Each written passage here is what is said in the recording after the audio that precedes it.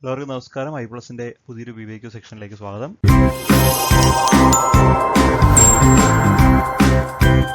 അപ്പോൾ 2024 ജനുവരിയിലെ set ഫിസിക്സിന്റെ question discussion ആണ്.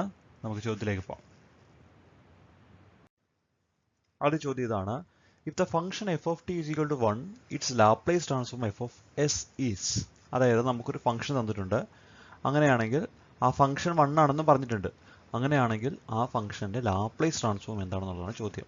Okay, അപ്പോൾ ഇത് ശരിക്കും പറഞ്ഞാൽ ഡയറക്റ്റ് ചോദ്യമാണ് അല്ലേ. അപ്പോൾ ലാപ്ലേസ് ഓഫ് ഈ എഫ് ഓഫ് ടി ആണ് നമ്മൾ കണ്ടുപിടിക്കേണ്ടത്. Laplace of F of T നമുക്ക് കണ്ടുപിടിക്കണം. അപ്പോൾ ഈ Laplace of F of T ആണ് കാണേണ്ടത് അല്ലേ. That is equal to question mark അല്ലേ. എഫ് ഓഫ് ടി നമുക്ക് തന്നിട്ടുണ്ട്, എത്രയാണ്? 1 ആണ്. അപ്പോൾ നമുക്ക് കണ്ടുപിടിക്കേണ്ടത് എന്താ? Laplace of 1. So Laplace of 1 is equal to എന്താ? 1/s അല്ലേ. ഇത് കൂടുതൽ പറയേണ്ട ആവശ്യമുണ്ടോ? ഇത് ഞാൻ നേരത്തെ പറഞ്ഞിട്ടുണ്ട്. ലാപ്ലേസ് ട്രാൻസ്ഫോമിന്റെ കുറച്ച് റിസൾട്ടുകളുണ്ട്. മിക്കവാറും ആ റിസൾട്ടുകളൊക്കെ തന്നെ ഡയറക്റ്റ് ചോദിക്കാറുണ്ട്. അപ്പോൾ അങ്ങനെയുള്ള റിസൾട്ടാണ് ഇത്. Laplace of 1 is equal to എന്താണ്? 1/s. അങ്ങനെയാണെങ്കിൽ ഞാൻ 2-3 റിസൾട്ട് കൂടി ഒന്ന് ഓർമ്മിപ്പിക്കാൻ വേണ്ടിയിട്ട് ഞാൻ പറയാം. ഒന്ന്, Laplace of e raise to a t എന്താണ്? Laplace of e raise to a t is equal to എന്താണ്? 1/s-a. ഒന്ന്. ഇനി Laplace of sine a t ആണ് അടുത്തത്. Laplace of sine a t is equal to എന്താണ്? a divided by s square plus a square. ഇനി Laplace of cos a t, Laplace of cos a t is equal to എന്താണ്? S divided by s square plus a square എന്നെഴുതാം. അടുത്തത് Laplace of sine h a t, Laplace of sine h a t, sine h a t is equal to എന്താണ്? That is equal to a divided by s square minus a square എന്നെഴുതാം. Okay, then അടുത്തത് Laplace of cos h a t is equal to എന്താണ്? S divided by s square minus a square. ഒന്നുമില്ല, നമ്മൾ sine A ടിയും അതുപോലെ cos A ടിയും ഉണ്ട്. അതിന്റെ നെഗറ്റീവ് എടുക്കുന്നു, അത്ര മാത്രമേ വ്യത്യാസമുള്ളൂ. താഴത്ത് എച്ച് വരുമ്പോൾ ഉള്ള വ്യത്യാസം. ഓക്കെ, അപ്പോൾ ഇതെല്ലാം മസ്റ്റായിട്ടും പഠിക്കേണ്ട കുറച്ച് റിസൾട്ടുകളാണ്. മാത്രമല്ല ഇതുമായിട്ട് റിലേറ്റ് ചെയ്ത പ്രോബ്ലംസ് നിങ്ങൾ നോക്കണം. ഓക്കെ, അപ്പോൾ നമ്മുടെ ഒന്നാമത്തെ ചോദ്യത്തിന്റെ ഉത്തരം എന്താണ്? 1/s. ഓക്കെ, അപ്പോൾ റൈറ്റ് സൈഡിലുള്ളത് കൂടി ഒന്ന് ഓർത്തിരിക്കുക. രണ്ടാമത്തെ ചോദ്യമാണ്: the degree of differential equation is d square y by dx square the whole square is equal to 1 plus dy by dx whole raised to 1/2. അപ്പോൾ നമ്മൾ ഡിഫറൻഷ്യൽ ഇക്വേഷന്റെ ഭാഗത്ത് ഏറ്റവും ആദ്യം പഠിക്കുന്ന കാര്യങ്ങളാണ് ഡിഗ്രിയും ഓർഡറും കണ്ടുപിടിക്കാനുള്ളത്. എന്താണ്? ഡിഗ്രിയും ഓർഡറും കണ്ടുപിടിക്കാനുള്ളത്. അപ്പോൾ നമുക്ക് എങ്ങനെ ചെയ്യാം? സാധാരണ രീതിയിൽ നമുക്ക് ഇങ്ങനെ d square y by dx square plus x into dy by dx എന്നൊക്കെ പറഞ്ഞിട്ട് നമുക്ക് തരുന്നുണ്ടാവുക. പക്ഷെ ഇവിടെ അങ്ങനെയല്ല. raised to 1/2 ഉണ്ട്, ഹോൾ സ്ക്വയർ ഒക്കെ ഉണ്ട്. അപ്പോൾ ഈ ഓർഡറും ഡിഗ്രിയും കണ്ടുപിടിക്കണമെങ്കിൽ നമുക്ക് ഫ്രാക്ഷണൽ പവേഴ്സ് ഉണ്ടെങ്കിൽ പറ്റില്ല. അപ്പോൾ എന്ത് ചെയ്യണം? ആ ഫ്രാക്ഷണൽ പവറുകൾ നമ്മൾ റിമൂവ് ചെയ്യണം ആദ്യം. അപ്പോൾ ഇവിടുത്തെ ഫ്രാക്ഷണൽ പവർ എത്രയാ? ഇവിടുത്തെ ഫ്രാക്ഷണൽ പവർ എന്ന് പറഞ്ഞു കഴിഞ്ഞാൽ 1/2 ആണ് ഇവിടുത്തെ ഫ്രാക്ഷണൽ പവർ. അപ്പോൾ ആ ഫ്രാക്ഷണൽ പവറിനെ നമ്മൾ ഇവിടുന്ന് റിമൂവ് ചെയ്യണം. അപ്പോൾ 1/2 റിമൂവ് ചെയ്യണമെങ്കിൽ ഇടതുവശവും വലതുവശവും ഹോൾ സ്ക്വയർ ചെയ്താൽ പോരെ. അതായത് d square y by D X square, already ഒരു സ്ക്വയർ ഉണ്ട്. ഇനി എന്ത് ചെയ്യണം? ഓൾറെഡി ഒരു സ്ക്വയർ ഉണ്ട്, അതിനോടൊപ്പം തന്നെ നമ്മളൊരു ഹോൾ സ്ക്വയർ കൂടി ഇതിൻ്റെ കൂടെ ചെയ്യണം. ഈസ് ഈക്വൽ ടു എന്താണ്? 1 plus dy by D X whole raise to 1/2 അതിൻ്റെ ഹോൾ സ്ക്വയർ ചെയ്യണം. കണ്ടോ? അപ്പോൾ ഈ ഹോൾ സ്ക്വയർ വരുമ്പോൾ ഈ whole square a raise to ഇങ്ങനെയല്ലേ? A raise to m whole raise to n എന്ന് പറഞ്ഞു കഴിഞ്ഞാൽ എന്താണ്? A raise to m n ആണ്. അപ്പോൾ ഇവിടെ 1/2 ഉണ്ട്, അതിന്റെ ഹോൾ റേസ് ടു 2 ഉണ്ട്. അപ്പോൾ 1/2 ഇൻറ്റു 2 ഈസ് ഈക്വൽ ടു എത്രയാണ്? 1. കണ്ടോ? ഓക്കെ, അപ്പോൾ ഇവിടെ നമുക്ക് എന്തെഴുതാം? D square y by D X square whole raise to 4 ആവും ഇത് അല്ലേ. ഈസ് ഈക്വൽ ടു എന്താണ്? 1 plus d y by D x എന്നെഴുതാം. കണ്ടോ? ഇനിയിപ്പോൾ നിങ്ങൾ നോക്കണം, ഹയസ്റ്റ് ഓർഡർ ഡെറിവേറ്റീവ് ഉള്ളത് ഏതാണെന്ന് നോക്കണം. ഹയസ്റ്റ് ഓർഡർ ഡെറിവേറ്റീവ് ഇവിടെ d square y by D x ആണ്, d y by D x ആണോ വലുത്? D square y by D x ആണ് അല്ലേ. അപ്പോൾ ഹയസ്റ്റ് ഡെറിവേറ്റീവ് വരുന്ന ഏതാ? D square y by D X square. അപ്പം നമ്മൾ പറയണം ഓർഡർ എന്ന് പറഞ്ഞു കഴിഞ്ഞാൽ എത്രയാണ്? അത് 2 ആണ്. ഓർഡർ എത്രയാണ്? 2 ആണ്.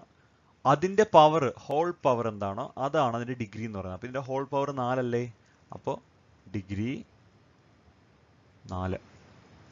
ഓക്കെ, അപ്പോൾ ഓർഡർ 2, ഡിഗ്രി എത്രയാണ്? 4.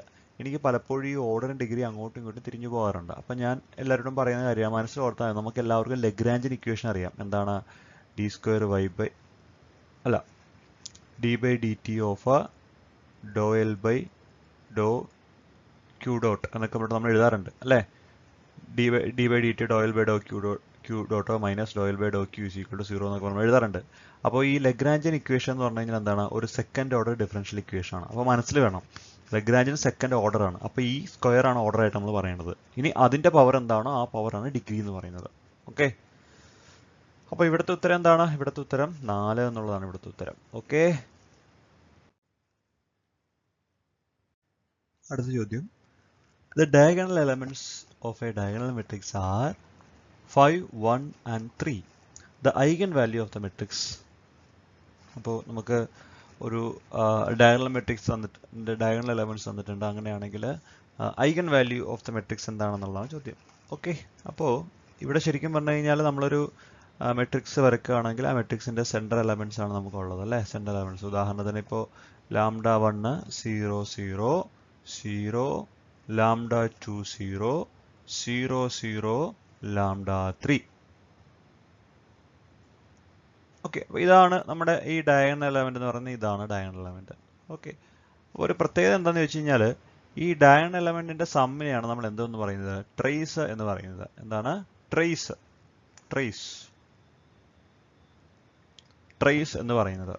അപ്പോൾ ഇവിടുത്തെ ഡയഗണൽ എലമെന്റ് എത്രയാ? 5 + 1 + 3 ഈക്വൽ ടു ട്രേസ്. അതായത് നമ്മുടെ ട്രേസ് എന്ന് പറഞ്ഞു കഴിഞ്ഞാൽ എത്രയാണ്? 8, 9 ആണ്.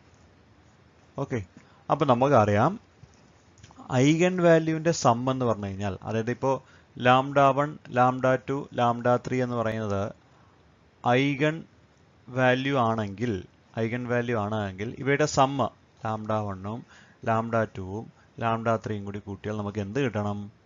ട്രേസ് കിട്ടണം. പിടികിട്ടിയോ? അപ്പോൾ ഇവിടെ ട്രേസ് എത്രയാ? 9 ആണ്. ശരിയല്ലേ?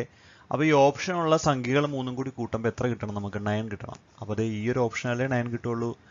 5, 1, 6 6, 3, 9. കണ്ടോ? അപ്പോൾ ഓപ്ഷൻ സി ആണ് ഈ ചോദ്യത്തിന്റെ ശരിയായിട്ടുള്ള ഉത്തരം. കാരണം ഡയഗണൽ എലമെന്റുകളുടെ സമ്മിന് നമ്മൾ ട്രേസ് എന്നാണ് പറയുന്നത്. ഐഗൻ വാല്യൂ 3ഉം കൂടി കൂട്ടുമ്പോൾ ആ ട്രേസ് നമുക്ക് കിട്ടണം. പിടികിട്ടിയോ?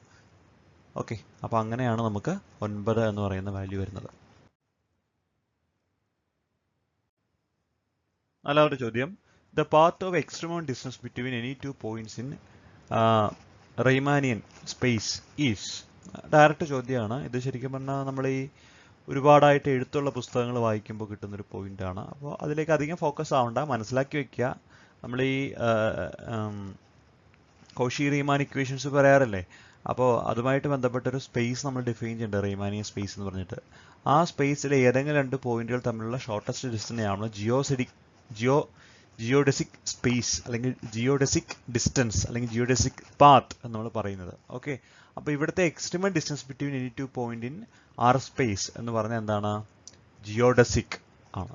ഓക്കെ, അപ്പോൾ ഓപ്ഷൻ ഡി ആണ് ഈ ചോദ്യത്തിന്റെ ശരിയായിട്ടുള്ള ഉത്തരം. അതുപോലെ പഠിച്ചു വയ്ക്കുക. ഇതിനു മുമ്പ് ഒരു പ്രാവശ്യം ഈ ചോദ്യം തന്നെ റിപ്പീറ്റ് ചെയ്തിട്ടുണ്ട്. അഞ്ചാമത്തെ ചോദ്യം. If lambda is A trace of A matrix A and the matrix B undergoes similarity transformation to generate a matrix B, the trace of B is.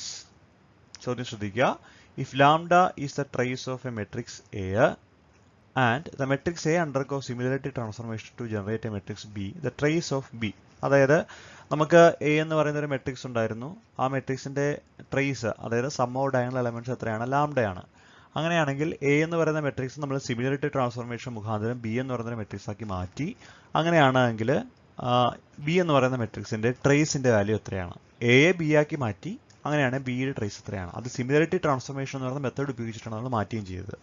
അപ്പോൾ ഈ ഒരു ചോദ്യത്തിന് ഉത്തരം എഴുതണമെങ്കിൽ സിമിലാരിറ്റി ട്രാൻസ്ഫോർമേഷൻ എന്താണെന്ന് അറിഞ്ഞില്ലെങ്കിലും കുഴപ്പമില്ല, അതിന്റെ പ്രോപ്പർട്ടീസുകൾ മാത്രം അറിഞ്ഞിരുന്നാൽ മതി. ഓക്കെ, ശരി. അപ്പോൾ പ്രോപ്പർട്ടീസ് പറഞ്ഞുതരാം. പ്രോപ്പർട്ടീസ് സിമിലർ മെട്രിക്സിന്റെ, അതായത് സിമിലാരിറ്റി മെട്രിക്സ് എന്ന് പറയുമ്പോൾ സിമിലർ മെട്രിക്സുകളുടെ പ്രോപ്പർട്ടീസ് എന്തൊക്കെയാണെന്ന് ചോദിച്ചു കഴിഞ്ഞാൽ, ഓരോന്നായിട്ട് നമുക്ക് എഴുതാം. ഒന്നാമത്തെ പ്രോപ്പർട്ടി ഈക്വൽ ഡിറ്റർമിനൻസ് ആയിരിക്കും. എന്താണ്? ഈക്വൽ ഡിറ്റർമിനൻസ് ആയിരിക്കും. നമ്പർ 2, രണ്ടാമത്തെ പ്രോപ്പർട്ടി സിമിലർ മെട്രിക്സിന്റെ പ്രോപ്പർട്ടി സെയിം ക്യാരക്ടറിസ്റ്റിക്സ് ഇക്വേഷൻ. എന്താണ്? സെയിം ക്യാരക്ടറിസ്റ്റിക്സ്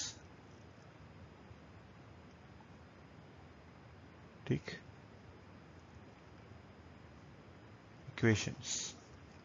മൂന്നാമത്തെ പ്രോപ്പർട്ടി സെയിം ഐഗൻ വാല്യൂസ്.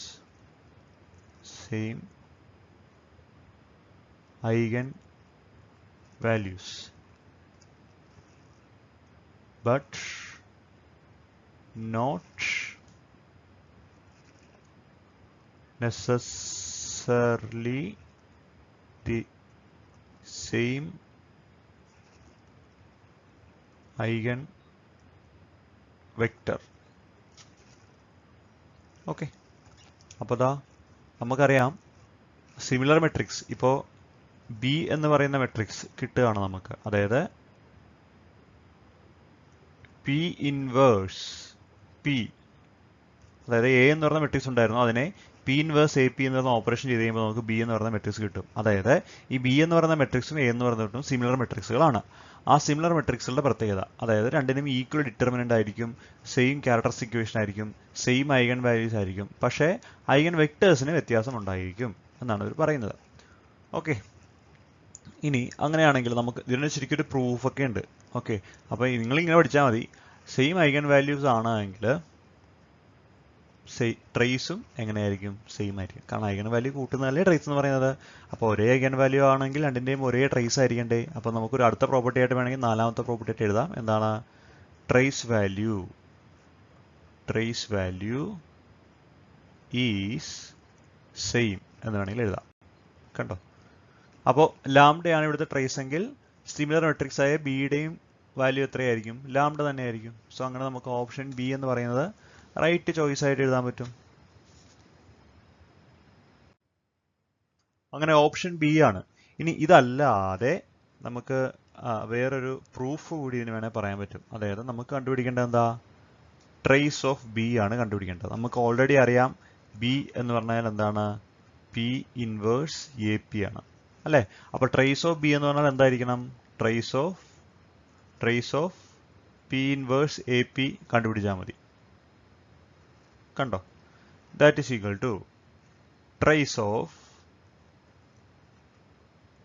ഈ പിനെ ഞാൻ ഇടതുവശത്തേക്ക് കൊണ്ടുവരുന്നു, എ അതുപോലെ എഴുതുന്നു, ഇവിടെ പി ഇൻവേഴ്സ് എഴുതുന്നു. ഇതിനൊന്നും പ്രശ്നമില്ല, അതൊക്കെ വേറെ പ്രോപ്പർട്ടീസ് ഉള്ളതുകൊണ്ട് മാറത്തില്ല. ട്രേസ് ഓഫ് എനെ ആദ്യം എഴുതുന്നു, പി എ രണ്ടാമത് എഴുതുന്നു, പി ഇൻവേഴ്സിനെ പിന്നെ എഴുതുന്നു, അതൊന്നും പ്രശ്നമല്ല. That is equal to trace of A. നമുക്കറിയാം പി ഇൻവേഴ്സ് അല്ലെങ്കിൽ പി ഇൻറ്റു പി ഇൻവേഴ്സ് എന്ന് പറഞ്ഞു കഴിഞ്ഞാൽ അത് ഐഡന്റിറ്റി മെട്രിക്സ് ഐ ആണ്. സോ ഇവിടെ ഐ എന്ന് എഴുതാം അല്ലേ? അതായത് trace of B is equal to trace of A I. അതായത് ട്രേസ് ഓഫ് ബി എന്ന് പറഞ്ഞു കഴിഞ്ഞാൽ എന്താണ്? ട്രേസ് ഓഫ് എ തന്നെയാണ്. കാരണം എയുടെ ട്രേസും ഒന്ന് തന്നെയാണ്. കണ്ടോ? അപ്പോൾ ഇങ്ങനെ ശരിക്കും അതിനൊരു പ്രൂഫ് ഉണ്ട്. അപ്പോൾ അതൊന്നും പഠിച്ചില്ലെങ്കിലും കുഴപ്പമില്ല, കാരണം മൾട്ടിപ്പിൾ ചോയ്സ് ചോദ്യത്തിന് പ്രൂഫൊന്നും ചോദിക്കത്തില്ല. അപ്പോൾ അതുകൊണ്ട് അറിഞ്ഞിരിക്കുക, സിമിലർ മെട്രിക്സിന്റെ ട്രേസുകൾ എപ്പോഴും സെയിം ആയിരിക്കും. ആറാമത്തെ ചോദ്യം, for a complex function f of x z is equal to u x y plus i v x y, Cauchy Riemann equations in Cartesian form is. Cauchy Riemann equations ആണ്. അപ്പോൾ നമുക്ക് ഫംഗ്ഷൻ എന്ന് പറഞ്ഞു കഴിഞ്ഞാൽ എന്താണ്? F of z is equal to u plus i v എന്നാണ് അല്ലേ? Cauchy Riemann equation എന്താ? Do u by do x is equal to do v by do y. അതുപോലെ do u by do y is equal to minus do v by do x. കണ്ടോ? Okay, അപ്പോൾ do u by do x is equal to do v by do y, അല്ലെങ്കിൽ do u by do y is equal to minus do v by do x. ഇവിടെ minus ലെഫ്റ്റിലിട്ടാലും റൈറ്റിലിട്ടാലും കുഴപ്പമില്ല. ഇത് minus ഇവിടെ വന്നാലും പ്രശ്നമില്ല. ഓക്കെ, അപ്പോൾ ഞാൻ എപ്പോഴും പറയാറുള്ളത്, ഇത്രയും സിമ്പിളായിട്ടുള്ള ചോദ്യങ്ങൾ വരുമ്പോൾ നിങ്ങൾ വേഗം ഓപ്ഷനിലേക്ക് പോകരുത്. ഏറ്റവും ആദ്യം നമുക്കറിയാവുന്ന ഇക്വേഷൻ എവിടെയെങ്കിലും നോട്ട് ചെയ്യുക. നോട്ട് ചെയ്ത ശേഷം മാത്രം ഓപ്ഷനിലേക്ക് പോവുക, അല്ലെങ്കിൽ മനസ്സിലത് ഓർത്തെടുത്തിട്ട് മാത്രം ഓപ്ഷനിലേക്ക് പോവുക. കാരണം ഓപ്ഷനുകളെല്ലാം ഒരുപോലെ ഇരിക്കുമ്പോൾ നമ്മൾ ഓപ്ഷൻ വായിച്ച് കഴിയുമ്പോൾ നമ്മുടെ മനസ്സിനൊരു കൺഫ്യൂഷനായി പോകും, ശരി ഏതാണെന്നുള്ളത്. അപ്പോൾ നമുക്ക് ഒറിജിനലി നമ്മൾ പഠിച്ച് മനസ്സിൽ വെച്ചിരിക്കുന്നത് നമുക്ക് കിട്ടത്തില്ല, വിട്ടുപോകും. കാരണം ഈ തെറ്റുത്തരങ്ങൾ രജിസ്റ്റർ ആയി കഴിഞ്ഞാൽ പ്രശ്നമാണ്. അപ്പോൾ അതുകൊണ്ട് ഇങ്ങനെയുള്ള ചോദ്യങ്ങൾ വരികയാണെങ്കിൽ ആദ്യം മനസ്സിൽ ഇക്വേഷൻ ഓർത്ത് വെച്ചിട്ട് മാത്രം ഓപ്ഷനിലേക്ക് ത്രൂ ചെയ്യുക കേട്ടോ. എ ആണ് ഇപ്പോൾ റൈറ്റ് ചോയ്സ് കേട്ടോ. അടുത്ത ചോദ്യം, the minimum drain source voltage at which the drain current become constant is called. Minimum drain source current, അതായത് വി ഡി എസിന്റെ കാര്യമാണ് ഈ പറയുന്നത്. വി ഡി എസ് എന്താണ്? വി ഡി എസിന്റെ കാര്യമാണ് നമ്മളിവിടെ സംസാരിക്കുന്നത്. ഓക്കെ, അതായത് ഐ ഡി കോൺസ്റ്റന്റ് ആവാൻ വേണ്ടി ഐ ഡി കോൺസ്റ്റന്റ് ആവണം. ഐ ഡി കോൺസ്റ്റന്റ് ആവുമ്പോൾ വി ഡി എസിന്റെ വാല്യൂ എന്താണെന്നുള്ളതാണ് ചോദ്യം. അപ്പോൾ നമ്മൾ സാധാരണ ഗ്രാഫ് പ്ലോട്ട് ചെയ്യാറുണ്ട് അല്ലേ? നമ്മൾ എഫ് ഇ ടിയുടെ ഭാഗത്തു നിന്നുള്ള ചോദ്യമാണ് കേട്ടോ, അത് ഓർത്തോണം. എന്താണ് എഫ് ഇ ടി അഥവാ ഫീൽഡ് എഫക്റ്റ് ട്രാൻസിസ്റ്റർ എന്നുള്ള ചോദ്യമാണ്. അപ്പോൾ നമ്മൾ ഗ്രാഫ് ഇങ്ങനെ വന്നിട്ട് ഇങ്ങനെയാണ് ഗ്രാഫ് വരുന്നത് അല്ലേ? എക്സ് ആക്സിൽ വി ഡി എസും വൈ ആക്സിൽ നമ്മൾ വി അല്ല ഐ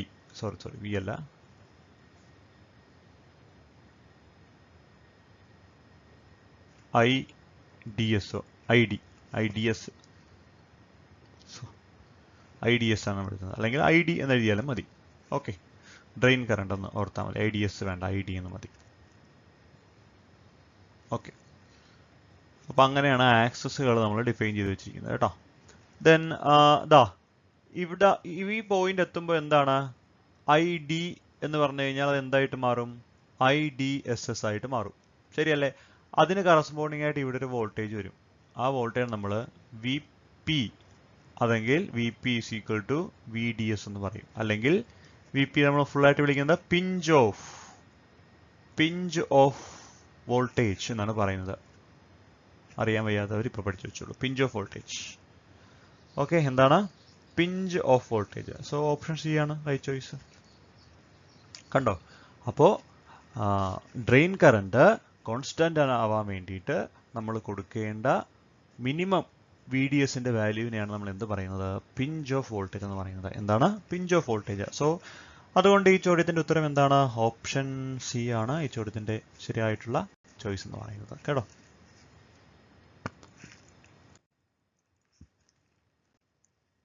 എട്ടാമത്തെ ചോദ്യം, the Boolean expression A plus A B. നമ്മൾ ഈ ബൂളിയൻ ആൾജിബ്ര എന്ന് പറയുന്ന ഭാഗത്ത് നിന്ന് വരുന്നൊരു ചോദ്യമാണിത്. ബൂളിയൻ എക്സ്പ്രഷൻ, ഡിജിറ്റൽ ഇലക്ട്രോണിക്സിലെ ഭാഗം. ഓക്കെ, അപ്പോൾ ഇതിൻ്റെ ഉത്തരം ഞാൻ പറഞ്ഞുതരാം. അതായത് എ പ്ലസ് എ ബി ആണ് നമുക്ക് കണ്ടുപിടിക്കേണ്ടത്. ഇത് എത്രയാണെന്നാണ് കണ്ടുപിടിക്കേണ്ടത്. ഓക്കെ, അപ്പോൾ ഇവിടെ എ പ്ലസ് എ ബിക്ക് വരെ നമുക്ക് എന്ത് എഴുതാം? എയിനെ കോമൺ ആയിട്ട് പുറത്തെടുത്ത് കഴിഞ്ഞാൽ 1 പ്ലസ് ബി എന്ന് എഴുതാമല്ലോ, ശരിയല്ലേ? ഈ 1 പ്ലസ് ബി എന്ന് വെച്ചാൽ അത് 1 ആണ്. അപ്പോൾ എ ഇൻറ്റു 1 ഇസിക്വൽ എത്രയാണ്? എ തന്നെ. കണ്ടോ? അതായത് എ പ്ലസ് എ ബി എന്ന് പറഞ്ഞാൽ എന്താണ്? എ തന്നെയാണ് ഉത്തരം. ഓക്കെ, ഇനി ഇതിൻ്റെ ഒരു ജസ്റ്റ് വെറുതെ ഞാൻ ഓരോ സ്ലൈഡ് പറയുമ്പോഴും ഞാനത് ഓർക്കാറുണ്ട്. കുറച്ച് കാര്യങ്ങൾ അതുമായിട്ട് ബന്ധപ്പെട്ട് നമുക്കിങ്ങനെ പറഞ്ഞു പോവാം. അപ്പോൾ ഇവിടെ കുറേ ലോ ഉണ്ട് ഈ ബൂളിയൻ ആൾജിബ്രയിൽ. അതിലൊരു 3 ഞാൻ പറഞ്ഞുതരാം. A plus 1 is equal to 1 ആണ്. ഓക്കെ, അപ്പോൾ ഞാൻ ക്ലാസ്സിൽ പറയുന്നത് എങ്ങനെയാണ് ഓർത്തിരിക്കുന്നത്? 1 എന്ന് വെച്ചാൽ ഒരു യൂണിവേഴ്സൽ സെറ്റാണ്. ലോകത്തിലെ എല്ലാ നമ്പറുകളും എല്ലാം അടങ്ങിയിരിക്കുന്ന ഒരു സെറ്റാണ് 1. പ്ലസ് എന്ന് വെച്ച് കഴിഞ്ഞാൽ യൂണിയൻ എന്നാണ് അർത്ഥം, യൂണിയൻ. ഓക്കെ, എ എന്ന് പറഞ്ഞു കഴിഞ്ഞാൽ 1 എന്ന് പറയുന്ന യൂണിവേഴ്സൽ സെറ്റിലെ ഒരു സബ്സെറ്റ് ആണ്. ഓക്കെ, അപ്പോൾ ഒരു വലിയ സെറ്റും എല്ലാം ഉള്ളതും അതുമായിട്ട് ചെറിയൊരു സെറ്റും കൂടി യൂണിയൻ എടുത്താൽ നമുക്ക് വലിയ സെറ്റ് കിട്ടും. കാരണം യൂണിയൻ എന്ന് പറഞ്ഞാൽ രണ്ടും കൂടി ചേർന്നതാണ്. പിടികിട്ടിയോ? ഇനി അടുത്ത നോക്കിക്കോളൂ. A plus A bar is equal to 1. എന്താണ്? A plus A bar is equal to എന്താണ്? 1 ആണ്. അപ്പോൾ എന്താണ് എ, എന്താണ് എ ബാർ എന്ന് പറഞ്ഞാൽ? എ എന്ന് വെച്ചാൽ നമ്മുടെ കയ്യിലുള്ള ഒരു സെറ്റാണ്. എ എന്ന് വെച്ചാൽ എന്താണ്?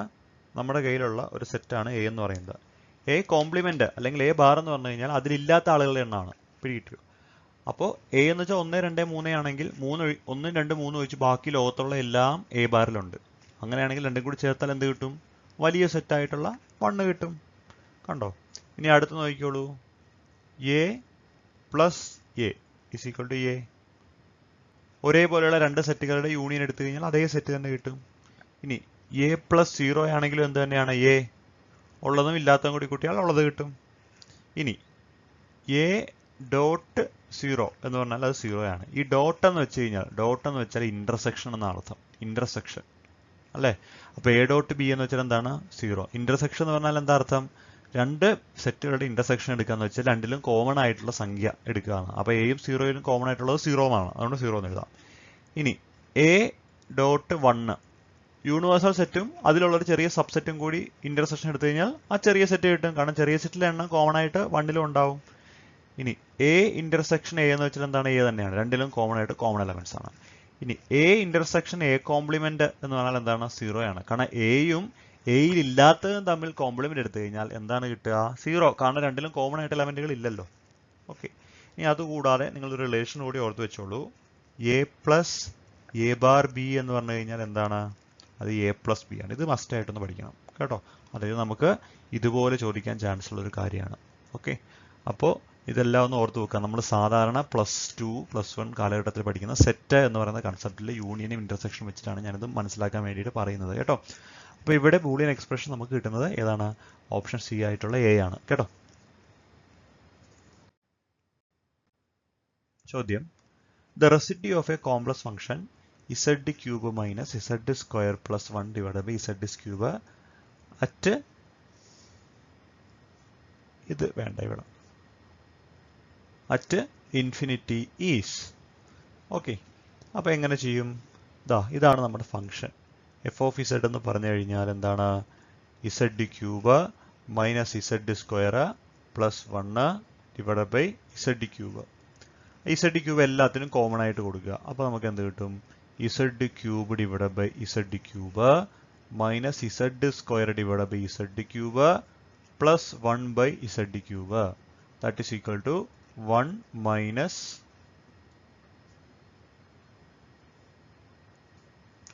1 by z plus z cube എന്നെഴുതാം. ഓക്കെ. ഇനി എങ്ങനെയാണ് നമുക്ക് റെസിഡ്യൂ അറ്റ് ഇൻഫിനിറ്റി കണ്ടുപിടിക്കാൻ ചോദിക്കാന്ന് വെച്ച് കഴിഞ്ഞാൽ ഇത്രയും ഓർത്താൽ മതി. Residue at infinity is equal to minus residue. ഒരുപാട് പരിപാടികളുണ്ട്. നമുക്ക് കിട്ടുന്ന ഫംഗ്ഷൻ അനുസരിച്ചിട്ട് നമ്മളത് മാറ്റി എടുക്കണം. അപ്പോൾ ഇവിടെ ഉപയോഗിക്കേണ്ടത് ഇതാണെന്ന് മനസ്സിലാക്കി വയ്ക്കുക. നമ്മൾ വേറെ മെത്തേഡ് പഠിച്ചിട്ടുണ്ട്. അത് അതിനു വേണ്ടി ഉപയോഗിക്കുന്നത്. ഈ മെത്തേഡ് ഇങ്ങനെ വരുന്ന കോമൺ ആയിട്ടുള്ള വേണ്ടിയിട്ട് ഉപയോഗിക്കുന്നത്. ദാറ്റ് ഈസ് ഈക്വൽ ടു, അതായത് നോർമലി ഫംഗ്ഷൻ റെസിഡ്യൂ കണ്ടുപിടിച്ചിട്ട് ആ റെസിഡ്യൂവിന് ഒരു മൈനസ് ഇട്ട് കൊടുത്തു കഴിഞ്ഞാൽ റെസിഡ്യൂ ആയിട്ട് ഇൻഫിനിറ്റി കിട്ടും. ഇതാണ് റൂൾ. ഇത് ശരിക്കും ഒരു ട്രിക്കാണ്. അപ്പോൾ നോർമൽ റെസിഡ്യൂ കണ്ടുപിടിച്ചിട്ട് റെസിഡ്യൂ ആ കിട്ടുന്നതിന് മൈനസ് കൊടുത്താൽ റെസിഡ്യൂ ആയിട്ട് ഇൻഫിനിറ്റി കിട്ടും. പക്ഷേ എല്ലാ പ്രോബ്ലത്തിനും ഇത് പറ്റില്ല. ഈ ടൈപ്പ്, അതായത് z ബൈ z ക്യൂ എന്നൊക്കെ പറഞ്ഞ് വരുന്നതിന് പറ്റും. അപ്പോൾ നമുക്കറിയാം റെസിഡ്യൂ കണ്ടുപിടിക്കാൻ എന്ത് ചെയ്താൽ മതി? 1 ബൈ z കോഎഫിഷ്യൻ്റ് ആണ് ഇവിടുത്തെ റെസിഡ്യൂ അല്ലേ? അപ്പോൾ ഫംഗ്ഷൻ്റെ അകത്ത് 1 ബൈ z ഉണ്ടെങ്കിൽ 1 ബൈ z കൂടെ കിടക്കുന്ന ആൾ, അതാണ് എന്തെന്ന് പറയുന്നത്? റെസിഡ്യൂ. ഇവിടെ 1 ബൈ z കൂടെയുള്ള ആരാ? -1 അല്ലേ? എന്താണ് -1? അപ്പോൾ minus of -1 that is equal to +1. അതായത് ഈ ഫംഗ്ഷന്റെ റെസിഡ്യൂ അറ്റ് ഇൻഫിനിറ്റി എന്ന് പറഞ്ഞാൽ എത്രയാണ്? അത് 1 ആണ്. നോർമൽ റെസിഡ്യൂ -1 ആണ്. പക്ഷേ റെസിഡ്യൂ അറ്റ് ഇൻഫിനിറ്റി എന്ന് പറഞ്ഞാൽ എത്രയാണ്? അത് +1 ആണ്. സോ അതുകൊണ്ടാണ് നമുക്ക് ഓപ്ഷൻ ബി കിട്ടുന്നത് കേട്ടോ. 10ാമത്തെ ചോദ്യം ഡയറക്റ്റ് ചോദ്യമാണ്. If jn of x is a Bessel function of first kind, its generative function is given by. Direct എന്ന് വെച്ചാൽ വളരെ ഡയറക്റ്റ് ആയിട്ട് ചോദിക്കുന്ന ചോദ്യമാണ്. സ്പെഷ്യൽ ഫംഗ്ഷനിൽ നമ്മൾ ഒരുപാട് ഓർത്തോഗണാലിറ്റി, ജനറേറ്റീവ് ഫംഗ്ഷൻ, അങ്ങനെ റോഡറിഗോ ഫോർമുല എന്നൊക്കെ പറഞ്ഞ് പഠിച്ചിട്ടുണ്ട്. ഇതൊക്കെ പഠിച്ചിരിക്കേണ്ട അത്യാവശ്യം തന്നെയാണ്. അപ്പോൾ ഈ jn of x എന്ന് പറയുന്ന ബെസൽ ഫംഗ്ഷന്റെ എന്ത് ജനറേറ്റീവ് ഫംഗ്ഷൻ എന്ന് വെച്ചാൽ exponential of x/2 into t-1/t. അതായത് ഓപ്ഷൻ എ ആണ് ഈ ചോദ്യത്തിന്റെ right choice. For Dirac delta function, integral -∞ to +∞, x delta of x minus a dx is, അതായത് ഡിറാക് ഡെൽറ്റ ഫംഗ്ഷനുമായിട്ട് ബന്ധപ്പെട്ടിട്ടുള്ള ഇന്റഗ്രൽ ആണ് അല്ലേ? അപ്പോൾ നമ്മൾ ഈ ഡിറാക് ഡെൽറ്റ ഫംഗ്ഷൻ ഒരുപാട് പ്രോപ്പർട്ടീസ് ഒക്കെ പഠിച്ചിട്ടുണ്ട്. അപ്പോൾ അത് വെച്ച് തന്നെ ഇത് ചെയ്യാൻ പറ്റും. അപ്പോൾ ഇവിടെ എന്താ ചെയ്യേണ്ടത്? നമുക്ക് ഇന്റഗ്രൽ ഞാൻ വേണമെങ്കിൽ ഇതൊന്ന് എഴുതി കാണിച്ചു തരാം. Integral -∞ to +∞ f of x into delta of x minus a എന്നാണെങ്കിൽ is equal to f of a. ഇതാണ് ആ കൺസെപ്റ്റ്. പറഞ്ഞുതരാം. അതായത് delta of X minus A കണ്ടല്ലോ, എഫ് ഓഫ് എക്സ് കണ്ടല്ലോ, എഫ് ഓഫ് എക്സ് ആണ് നമ്മുടെ ഫംഗ്ഷൻ. ഓക്കെ, അപ്പോൾ അതിൻ്റെ കൂടെ delta of X minus A വന്നു കഴിഞ്ഞാൽ ഈ എ എന്ന് പറയുന്ന വാല്യൂ ഈ തന്നിരിക്കുന്ന ലിമിറ്റിൻ്റെ ഉള്ളിലാണോ എന്ന് നിങ്ങൾ നോക്കണം. അങ്ങനെ ഡെൽറ്റ ഓഫ് എക്സ് മൈനസ് എയുടെ സ്ഥാനത്ത് തരുന്ന ലിമിറ്റ് എന്ന് പറയുന്നത് -∞ +∞ ഉള്ളിലാണെങ്കിൽ, അല്ലെങ്കിൽ ഇവിടെ തന്നിരിക്കുന്ന വേറെ എന്ത് ലിമിറ്റാണ്, ഇപ്പോൾ -1 to +1 ആണെങ്കിൽ -1 +1 ഇടയ്ക്കുള്ളൊരു വാല്യൂ ആണ് നമുക്ക് തരുന്നതെങ്കിൽ എന്ത് ചെയ്താൽ മതി, ഈ ഫംഗ്ഷൻ വെറുതെ എടുത്തെഴുതിയിട്ട് എക്സിൻ്റെ സ്ഥാനത്ത് എന്ന് ഇട്ട് കൊടുത്താൽ മതി. ഇത്രയേ ഉള്ളൂ പരിപാടി. അപ്പോൾ ഇവിടുത്തെ ഫംഗ്ഷൻ എത്രയാ, ഇവിടുത്തെ എഫ് ഓഫ് എക്സ് എന്ന് വെച്ചാൽ അതെന്താണ്, F of X is equal to X ആണ്. ശരിയല്ലേ, എക്സ് ആണ്. ഓക്കെ, ഇനി ഈ delta of X minus A നമ്മൾ വിചാരിക്കുകയാണ് എ എന്ന് പറയുന്നത് -∞ +∞ ഉള്ളിലായിരിക്കുമല്ലോ എന്തായാലും എല്ലാ വാല്യൂസും വരുന്നത്. അപ്പോൾ പിന്നെ എ എന്തായാലും അതിൻ്റെ ഉള്ളിലായിരിക്കണം. അപ്പോൾ എന്ത് ചെയ്താൽ മതി, ഈ എഫ് ഓഫ് എ കണ്ടുപിടിച്ചാൽ മതി. F of A is equal to എക്സിന് വരെ എ കൊടുക്കുക, എ. കണ്ടോ, അപ്പോൾ ഓപ്ഷൻ സി ആണെന്ന് പറയുന്നത് അതിൻ്റെ റൈറ്റ് ചോയ്സ് എന്ന് പറയുന്നത്. Option C is the right choice. 12ാമത്തെ ചോദ്യം, the expression for generalized force. Generalized ഫോഴ്സിൻ്റെ എക്സ്പ്രഷൻ എന്താണെന്നുള്ളതാണ്. ഓപ്ഷൻ ഏതാണ്, പല ഓപ്ഷനുകളുണ്ട്, നമുക്ക് നോക്കാം ഓരോന്നായിട്ട്. ഓക്കെ, സോ ഇവിടെ option B, yes option B, ഇതാണ് ഓപ്ഷൻ ബി ആണ് റൈറ്റ് ചോയ്സ്. ഇവിടെ ക്യൂ ഡോട്ട് വരുന്നുണ്ട്, പിന്നെ ഇതെന്തായാലും അല്ല, ഇതും എന്തായാലും അല്ല, പിന്നെ ഉള്ള ഒരു ഓപ്ഷൻ ബി യേ ഉള്ളൂ. QK is equal to sigma j fj dot dou rj by dou QK. കേട്ടോ, ഡയറക്റ്റ് ചോദ്യമാണ്, അതുകൊണ്ട് ഞാൻ വിശദമായിട്ട് പറയാത്തത്. അത്രയേ ഉള്ളൂ, അത് കാണാൻ പഠിക്കേണ്ട കാര്യങ്ങളാണ്. 13ാമത്തെ ചോദ്യം, the quantity which remains invariant under Galilean transformation. Galilean transformation നടക്കുമ്പോൾ കോൺസ്റ്റന്റ് ആയിട്ടുള്ള ക്വാണ്ടിറ്റി ഏതാണെന്നുള്ളതാണ് ചോദിച്ചിരിക്കുന്നത്. That means invariant, remains invariant, vary ചെയ്യാത്തത്. The quantity which remains invariant under Galilean transformation വെച്ചാൽ എന്താണ്, ആക്സിലറേഷൻ ആണ്. എന്താണ്, ആക്സിലറേഷൻ. സോ ഓപ്ഷൻ സി ആണ് റൈറ്റ് ചോയ്സ്. 14ാമത്തെ ചോദ്യം, a particle is moving with a speed of comparable to speed of light c. At what speed the mass of the body become 25% greater than its rest mass. വളരെ important. അതായത് ഒരു body, ഒരു m മാസുള്ളൊരു body ഏതോ ഒരു വെലോസിറ്റിയിൽ travel ചെയ്യുകയാണ്. ആ velocity എന്ന് പറയുന്നത് ലൈറ്റിൻ്റെ അടുത്ത വെലോസിറ്റി ആണെന്ന് അവർ പറഞ്ഞിട്ടുണ്ട്. Comparable to the speed of light C എന്ന് പറഞ്ഞു. അപ്പോൾ ലൈറ്റിൻ്റെ അടുത്ത സ്പീഡോട് കൂടിയിട്ട്, ലൈറ്റിൻ്റെ സ്പീഡിൽ പറ്റില്ല, ലൈറ്റിൻ്റെ സ്പീഡിൻ്റെ അടുത്തോ കൂടിയിട്ട് പോകാൻ പറ്റുന്ന m മാസുള്ള ഒബ്ജക്റ്റ് ഉണ്ട്. അപ്പോൾ അങ്ങനെ ഒരു സ്പെസിഫിക് വെലോസിറ്റിയിൽ ആ m മാസ് ട്രാവൽ ചെയ്തപ്പോൾ ആ m മാസിൻ്റെ മാസ് എന്ന് പറയുന്നത് നോർമലുള്ള മാസിനേക്കാൾ 25% കൂടി. ഇപ്പോൾ 100% മാസ് 125% എന്നാണ് ആ പറയുന്നത്. പിടികിട്ടിയോ? അപ്പോൾ അങ്ങനെയാണെങ്കിൽ ആ ഒബ്ജക്റ്റിൻ്റെ യഥാർത്ഥ മാസ് 25% കൂടാൻ വേണ്ടിയിട്ട് എത്ര വെലോസിറ്റിയിലായിരിക്കണം ആ മാസ് ട്രാവൽ ചെയ്തിട്ടുണ്ടാവേണ്ടത്? ഇതാണ് ചോദ്യം. സിമ്പിൾ ചോദ്യമാണ്. അപ്പോൾ നമുക്ക് ഈ മാസ് എക്സ്പാൻഷൻ എന്ന് പറയുന്ന ഒരു ഇക്വേഷൻ ഉണ്ട് അല്ലേ, നമ്മൾ റിലേറ്റിവിറ്റി, ക്ലാസിക്കൽ മെക്കാനിക്സിൽ റിലേറ്റിവിറ്റി പറഞ്ഞാണ്. m is equal to m0 divided by root of 1 minus v square by c square. എന്താണ്, m is equal to m0 divided by root of 1 minus v square divided by c square. ഇതാണ് നമ്മൾ ആ പറയുന്ന എന്ത് equation എന്ന് പറയുന്നത്. m is equal to m0 divided by root of 1 minus v square by c square. m എന്ന് വെച്ച് കഴിഞ്ഞാൽ v വെലോസിറ്റിയിൽ ട്രാവൽ ചെയ്യുമ്പോഴുള്ള മാസ്, m0 എന്ന് വെച്ചാൽ സാധാരണ റെസ്റ്റിലിരിക്കുമ്പോഴുള്ള മാസിനെയാണ് നമ്മൾ m0 എന്ന് പറയുന്നത്. അപ്പോൾ സാധാരണ മാസിൻ്റെ എത്ര ശതമാനം കൂടി? നമുക്കിവിടെ 1.25 m0 എന്ന് എഴുതാം, എമ്മിന് പകരം. കാരണം എന്താണ്, m is equal to 1.25 m0. Normal m0ൻ്റെ 125% ആയി നിൽക്കുകയാണിപ്പോൾ, അത് 25% കൂടി. അപ്പോൾ അതുകൊണ്ടാണ് നമ്മൾ ഈ 1.25 കൊടുക്കുന്നത് കേട്ടോ. is equal to എന്താണ്, m0 divided by root of 1 minus v square by c square. ഈ m0 ഇടതും വലതും നമുക്ക് കട്ട് ചെയ്ത് കളയാം. ഓക്കെ, രണ്ട് വശവും നമുക്ക് എന്ത് ചെയ്യാം, അത് കട്ട് ചെയ്ത് അങ്ങോട്ട് കളയാൻ പറ്റും.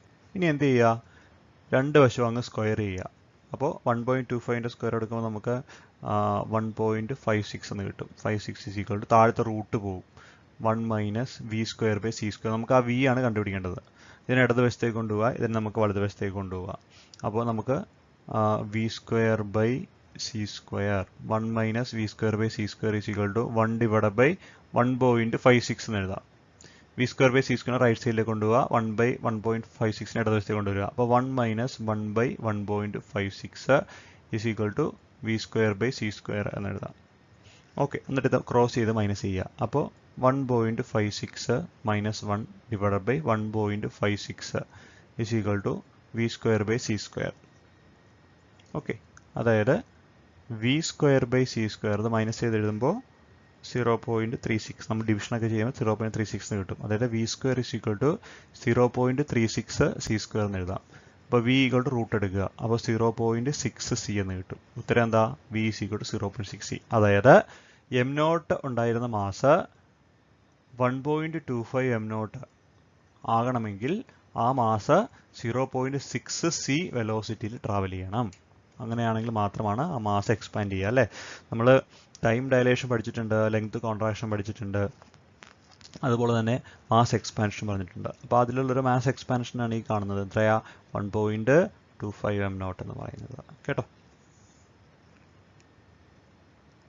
ഇപ്പോൾ ഓപ്ഷൻ എ ആണ് റൈറ്റ് ചോയ്സ്.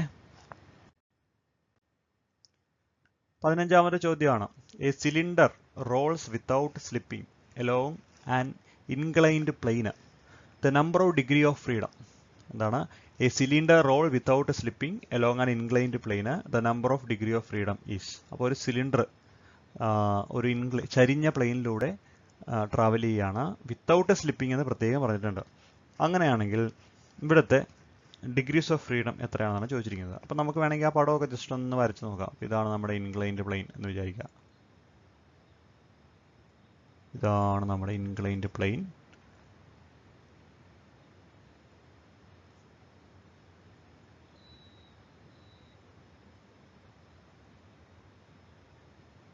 ഇതാണ് ഇൻക്ലൈൻഡ് പ്ലെയിൻ എന്ന് വിചാരിക്കുക. ഇതാണ് പ്ലെയിൻ. അപ്പോൾ ഇവിടെ ഒരു സിലിണ്ടർ കിടക്കണം. ഇതിങ്ങനെ താഴത്തേക്ക് റോൾ ചെയ്ത് പോവുകയാണ്, വിത്തൗട്ട് സ്ലിപ്പിംഗ് എന്നവർ പ്രത്യേകം പറഞ്ഞിട്ടുണ്ട്. ഓക്കെ, ശരി. അപ്പോൾ ഇവിടെ നമുക്കിത് പറയാൻ പറ്റുന്നത് എങ്ങനെയാണെന്ന് വെച്ച് കഴിഞ്ഞാൽ, ഇവിടെ ഈ സിലിണ്ടർ റൊട്ടേറ്റ് ചെയ്യും. അപ്പോൾ റൊട്ടേഷൻ മോഷൻ നമുക്ക് 1 ഡിഗ്രി ഓഫ് ഫ്രീഡം ആയിട്ട് എടുക്കാം. റൊട്ടേഷൻ മോഷൻ അതുപോലെ തന്നെ, അതായത് ഇതിൻ്റെ സെൻറ്റർ, സിലിണ്ടറിൻ്റെ സെൻറ്റർ ആക്സിനെ അബൌട്ട് റൊട്ടേറ്റ് ചെയ്ത് താഴത്തേക്ക് പോകുന്നുണ്ട്. സോ റൊട്ടേഷൻ എന്ന് പറയുന്നത് 1 ഡിഗ്രീസ് ഓഫ് ഫ്രീഡം ആയിട്ട് നമുക്ക് കൺസിഡർ ചെയ്യാം. ഫ്രീ ആയിട്ടാണ് മൂവ് ചെയ്യുന്നത്. ഇനി എന്തുണ്ട്? ട്രാൻസ്ലേഷൻ അതിനും 1 ഡിഗ്രീസ് ഓഫ് ഫ്രീഡം ഉണ്ട്. അപ്പോൾ ടോട്ടൽ ഡിഗ്രീസ് ഓഫ് ഫ്രീഡം നമ്മൾ സാധാരണ രീതിയിൽ 2 എന്ന് എഴുതും. പക്ഷേ ഈ ഉത്തരം തെറ്റാണ്. കാരണം ഇവിടെ രണ്ടും ഡിപ്പെൻഡ് ആയിട്ട് നിൽക്കുന്ന ആളുകളാണ്. പിടികിട്ടിയോ? അതായത് ഇതിങ്ങനെ റൊട്ടേറ്റ് ചെയ്യുമ്പോൾ ഇങ്ങോട്ട് മൂവ് ചെയ്യുന്നുണ്ട്. അപ്പോൾ ട്രാൻസ്ലേഷൻ പറയാൻ പറ്റും, അല്ലേ? നമ്മളിപ്പോൾ സെൻറ്റർ പോയിന്റ് ഒരെണ്ണം എടുക്കുകയാണെങ്കിൽ ആ സെൻറ്റർ പോയിന്റ് എന്താ സംഭവിക്കുന്നത്? ആ സെൻറ്റർ പോയിന്റ് എന്തായാലും അനങ്ങത്തില്ല. അതിങ്ങനെ ട്രാൻസ്ലേറ്ററി മോഷനായിട്ട് ഇങ്ങോട്ട് വരികയാണ്. പക്ഷേ ഈ മൂവ്മെന്റ് ഉണ്ടാകുന്ന എന്ത് മൂലമാണ്? റൊട്ടേഷൻ മൂലമാണ്. പിടികിട്ടിയോ? അതായത് ഇവിടുത്തെ ട്രാൻസ്ലേഷനും ഇവിടുത്തെ റൊട്ടേഷനും പരസ്പരം ഡിപ്പെൻഡ് ആണ്. പിടികിട്ടിയോ? അപ്പോൾ നമുക്കറിയാം ഡിഗ്രീസ് ഓഫ് ഫ്രീഡം എന്ന് പറയുന്നത് നമ്പർ ഓഫ് ഇൻഡിപെൻഡൻറ്റ് കോർഡിനേറ്റ്സ് ആണ് which describe the motion of an object എന്നാണ്. പക്ഷേ ഇവിടെ റൊട്ടേഷൻ ട്രാൻസ്ലേഷൻ പരസ്പരം ഡിപ്പെൻഡ് ആയതുകൊണ്ട് ഇത് രണ്ടിനെയും കൂടി ചേർത്ത് നമ്മൾ ഡിഗ്രീസ് ഓഫ് ഫ്രീഡം എത്ര പറയണം? 1 എന്ന് പറയേണ്ടി വരും. പിടികിട്ടിയോ? അപ്പോൾ ഉത്തരം എത്രയാ? 1 ആണ്. അപ്പോൾ എപ്പോഴാണ് ഈ 2 എന്ന് പറയുന്ന ഉത്തരം വരുന്നത്? 2 എന്ന് പറയുന്ന ഉത്തരം വരുന്നത് വിത്ത് സ്ലിപ്പിംഗ് എന്നാണെങ്കിൽ. എന്താണ്? വിത്ത് സ്ലിപ്പിംഗ്, അല്ലേ? സ്ലിപ്പ് ചെയ്യുമ്പോൾ റൊട്ടേഷൻ സ്ലിപ്പിങ്ങിന് ഡിപ്പെൻഡ് ആവില്ല. റൊട്ടേഷൻ സെപ്പറേറ്റ് നടക്കും, സ്ലിപ്പ് ചെയ്യുകയും ചെയ്യും. അപ്പോൾ നമുക്ക് ഡിഗ്രീസ് ഓഫ് ഫ്രീഡം 2 എന്ന് പറയാം. അപ്പോൾ നമ്മൾ ഡിഗ്രീസ് ഓഫ് ഫ്രീഡം കണ്ടുപിടിക്കാൻ വേണ്ടി ഒരു ഇക്വേഷൻ പഠിച്ചിട്ടുണ്ട്. എന്താ? dn-c, അല്ലേ? Dimension 3, number of particles 1, constraint 1 is equal to 2 എന്ന് കിട്ടും, അല്ലേ? കൺസ്ട്രെയിൻറ്റ് എന്താ? ഇവിടെ ഒരു ആംഗിളിലാണ് ഇത് പൊക്കി നിർത്തിയത്. അപ്പോൾ കൺസ്ട്രെയിൻറ്റ് തീറ്റയാണ്. പക്ഷേ അവിടെ സ്ലിപ്പിംഗ് നടന്നാൽ മാത്രമേ ഈ ഉത്തരം കറക്റ്റ് ആവുള്ളൂ. അപ്പോൾ ഈ പറയുന്ന സാധനം എല്ലായിടത്തും കൊണ്ട് ഇടാനും പറ്റില്ല എന്നുള്ളത് മനസ്സിലാക്കണം, കേട്ടോ? അപ്പോൾ ഇവിടുത്തെ ഉത്തരം എത്രയാ? ഇവിടുത്തെ ഉത്തരം 2 ആണ്. അപ്പോൾ വിത്തൗട്ട് സ്ലിപ്പിംഗ് എന്ന് പറഞ്ഞാൽ ഡിഗ്രീസ് ഓഫ് ഫ്രീഡം 2 ആണ്. കാരണം റൊട്ടേഷൻ ട്രാൻസ്ലേഷൻ ഡിപ്പെൻഡ് ആയതുകൊണ്ട്. വിത്തൗട്ട് സ്ലിപ്പിംഗ് ആണെങ്കിൽ ഇതാണ് ഉത്തരം. വിത്ത് സ്ലിപ്പിംഗ് ആണെങ്കിൽ നമുക്ക് 2 എന്ന ഡിഗ്രീസ് ഓഫ് ഫ്രീഡം പറയാം. Because rotation translation does not depend. Option D ആണ് റൈറ്റ് ചോയ്സ്. ഇത്രയും ചോദ്യങ്ങൾ കൊണ്ട് ഇവിടെ നിർത്തുകയാണ്. നമുക്ക് അടുത്ത ഭാഗത്തിൽ ബാക്കി ചോദ്യങ്ങൾ ഡിസ്കഷനുമായിട്ട് വീണ്ടും കാണാം. Thank you.